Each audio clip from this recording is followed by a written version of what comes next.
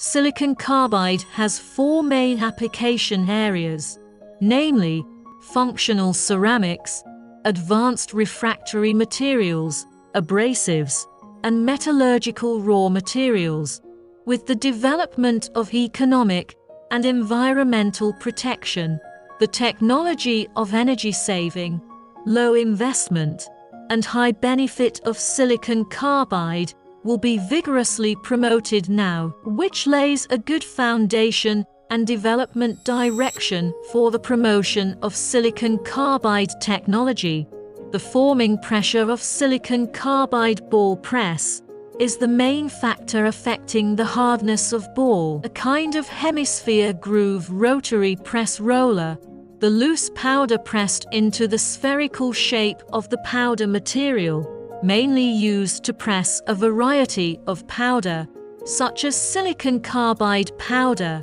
silicon carbide powder, silicon carbide powder pellet, and other powder, through the silicon carbide ball, machine processing, molding, energy saving, convenient transportation.